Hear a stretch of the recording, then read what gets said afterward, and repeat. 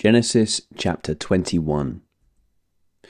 Now the Lord was gracious to Sarah, as he had said, and the Lord did for Sarah what he had promised.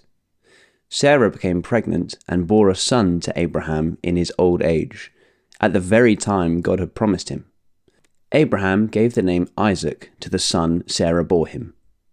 When his son Isaac was 8 days old, Abraham circumcised him, as God commanded him. Abraham was 100 years old when his son Isaac was born to him. Sarah said, "God has brought me laughter, and everyone who hears about this will laugh with me." And she added, "Who would have said to Abraham that Sarah would nurse a child?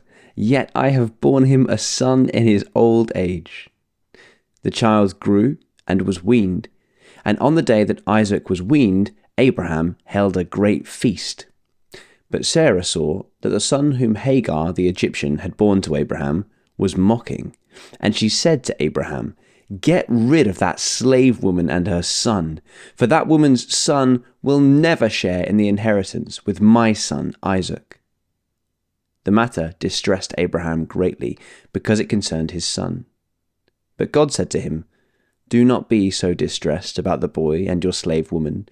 Listen to whatever Sarah tells you, because it is through Isaac that your offspring will be reckoned. I will make the son of the slave into a nation also, because he is your offspring." Early the next morning, Abraham took some food and a skin of water and gave them to Hagar. He set them on her shoulders and then sent her off with the boy. She went on her way and wandered into the desert of Beersheba. When the water in the skin was gone, she put the boy under one of the bushes. Then she went off and sat down about a bow shot away, for she thought, "I cannot watch the boy die." And as she sat there, she began to sob. God heard the boy crying, and the angel of God called to Hagar from heaven and said to her, "What is the matter, Hagar? Do not be afraid. God has heard the boy crying as he lies there. Lift the boy up and take him by the hand, for I will make him into a great nation." Then God opened her eyes, and she saw a well of water. So she went and filled the skin with water and gave the boy a drink. God was with the boy as he grew up.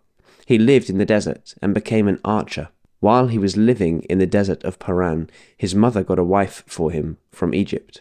At that time, Abimelech and Phicol, the commander of his forces, said to Abraham, "God is with you in everything you do. Now swear to me here before God that you will not deal falsely with me or my children or my descendants. Show to me and the country where you now reside as a foreigner the same kindness that I have shown to you." Abraham said, "I swear it." Then Abraham complained to Abimelech about a well of water that Abimelech's servants had seized. But Abimelech said, "I don't know who has done this. You did not tell me, and I only heard about it today." So Abraham brought sheep and cattle and gave them to Abimelech, and the two men made a treaty.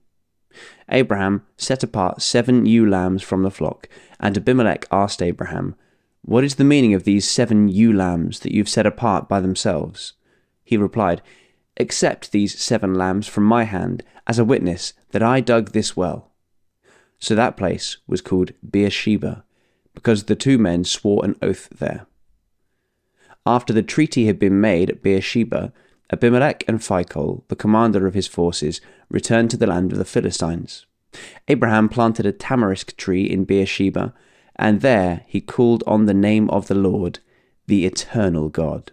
And Abraham stayed in the land of the Philistines for a long time.